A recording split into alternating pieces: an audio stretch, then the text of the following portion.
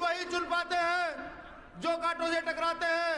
अधिकार मांगे नहीं जाते, अधिकार तो छीने जाते हैं। खुद सोचिएगा कि हमने इस वोट की रक्षा सन 1950 के बाद कितनी बार मजबूती से की है, ये खुद सोचिएगा घर जाकर।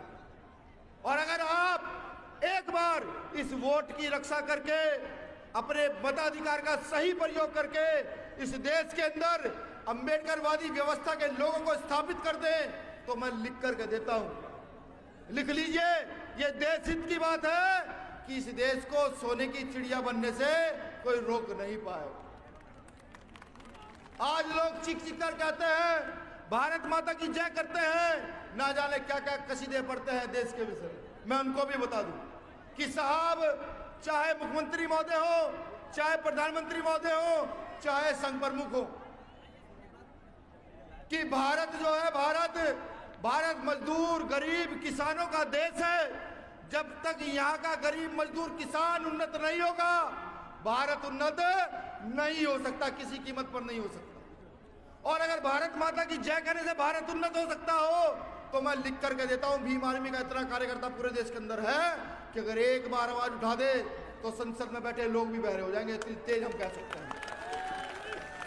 लेकिन मुझे पता है, मेरी टीम जानती है कि भारत माता की जय कहने से देश का उद्धार नहीं हो सकता, यहाँ के गरीब मजदूर किसान का उद्धार नहीं हो सकता, यहाँ के दलित पिछड़े आदिवासी का उद्धार नहीं हो सकता। हमें कुछ ना कुछ करना पड़ेगा। सिर्फ इस देश में दो व्यवस्थाएं प्रभाव पर हैं, और ये व्यवस्था आज से नहीं, ये गौतम बुद्ध के समय से और उससे भी पहले से है। आज उस व्यवस्था का नाम मनु की व्यवस्था है, पहले भी उस व्यवस्था का नाम मनु की व्यवस्था था, जहां गैर बराबरी आडंबर, जहां महिलाओं का शोषण, अछूतों के ऊपर अत्याचार, गैर बराबरी की पूरी व्यवस्था स्थापित है। और एक आंदोलन जिसको आज 21वीं सदी में हम अम्बेडकरी आंदोलन कहते हैं, कभी हमने बुद्ध का आंदोलन कहा, कभी सतगुरु रविदास का आंदोलन कहा, कभी कभी नानक का आंदोलन कहा, कभी पेरियार का आंदोलन कहा, कभी बाबा साहब अम्बेडकर का आंदोलन कहा। वो आज आंदोलन, अम्बेडकरी आंदोलन इस देश में पीक पर है, प्रभावी तौर पर चल रहा है। समझना हमें है, जो बाबा साहब को मानने वाले लोग हैं, जो शोषित वंचित लोग हैं, जो पिछड़े हैं, जो दलित आदिवासी हैं, उनको सोचना है कि इस आंदोलन को कैसे खड़ा किया जाए। मैं पूछता हूं आपसे, यहाँ प्रशासन के लोग भी खड़े हैं, यहाँ दुकानदार भी हैं, यहाँ आवाम भी आई हुई है, कि एक व्यवस्था गैर बराबरी की है उसको पसंद करोगे या एक व्यवस्था बराबरी की है उसको पसंद करोगे? इस बात का जवाब आप दे, कौन सी व्यवस्था पसंद करोगे? गैर बराबरी की व्यवस्था पसंद करोगे ना, तो उस व्यवस्था का नाम ही अम्बेडकरवाद है। देखिए, मनु की व्यवस्था में एक सफाई कर्मचारी का बेटा डीएम, एसडीएम, मुख्यमंत्री, प्रधानमंत्री नहीं बन सकता। एक सिपाही का बेटा एसएसपी, डीएम, कलेक्टर नहीं बन सकता। लेकिन अम्बेडकरवादी व्यवस्था में एक मजदूर, किसान, सफाई कर्मचारी का बेटा भी इस देश का मुख्यमंत्री, प्रधानमंत्री बन सकता है। लेकिन ये प्रयास उन लोगों का सबसे पहले होना चाहिए जो बाबा साहब अम्बेडकर के द्वारा दिए गए कानूनों का लाभ ले रहे हैं, आरक्षण का लाभ ले रहे हैं, जो बाबा साहब द्वारा दिए गए संविधान का पूर्ण लाभ ले रहे हैं। मैं आपको बता दूं, अगर मुझ जैसा शख्स यहाँ बोल रहा है, ये सब लोग खड़े हैं, ये मुझे संविधान का आर्टिकल 19 आजादी देता है कि मैं अपनी बात को कहीं भी गली, सड़क, चौराहे पर खड़ा होकर रख सकूं। यही आजादी आपको भी देता है।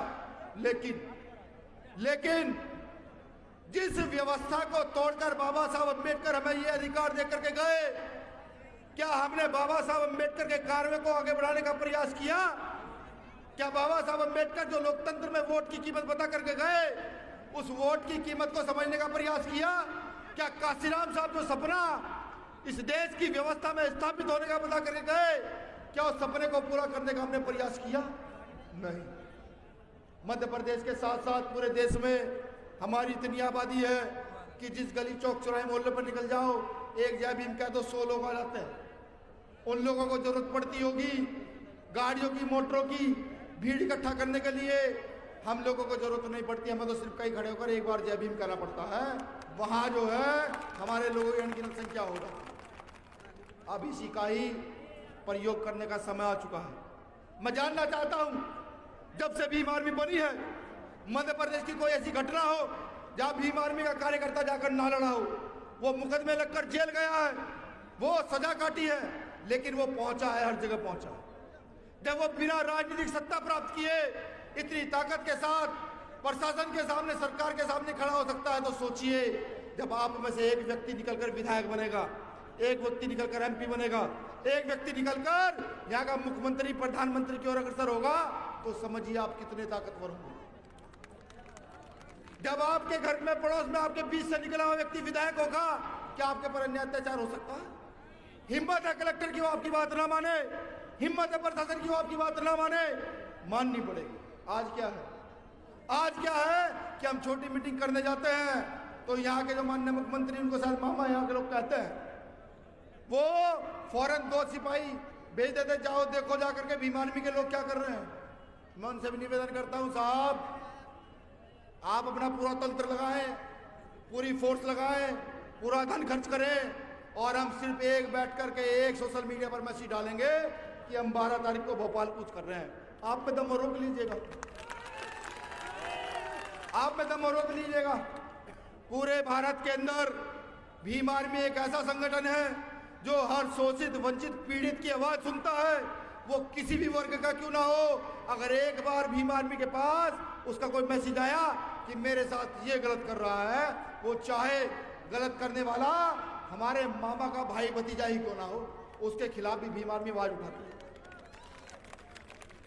मैं बता दूं ओबीसी समाज के लोगों को भी, जब यहाँ निकाय चुनाव था और ओबीसी समाज का आरक्षण खत्म कर दिया गया था, उस समय भीम आर्मी ने ताल ठोकी, भाई चंद्रशेखर आजाद, हम सब लोग मिलकर यहाँ आए, सरकार ने पूरी ताकत लगाई, लाठियां बाजी, जेल भेजा, लेकिन हमने अपनी वो जो हमारी ताकत के आरक्षण की, उनके मुंह से उसको निकालने का प्रयास किया। ये आंदोलन आप भी लोगों को मजबूत करना है, आप भी लोगों को चलाना है। इस आंदोलन को दिशा दशा देना आप ही का काम है। पहले भी आपने इस आंदोलन को दिशा दशा दी है, और खास तौर से चंबल के लोगों ने यह आंदोलन बहुत मजबूती से सींचा है, यह आंदोलन बहुत मजबूती से सींचा है। मुझे पूरी उम्मीद है कि अगर इस आंदोलन में शहादत देने की बात आएगी तो सब भारत में सबसे पहली भूमि कोई होगी तो चंबल की भूमि होगी। चंबल के लोगों ने पहले भी किया। मुझे यह भी विश्वास है कि जो बात भाई चंद्रशेखर आजाद अपने मुंह से निकालते हैं, मध्य प्रदेश में जन्मा प्रत्येक वो साथी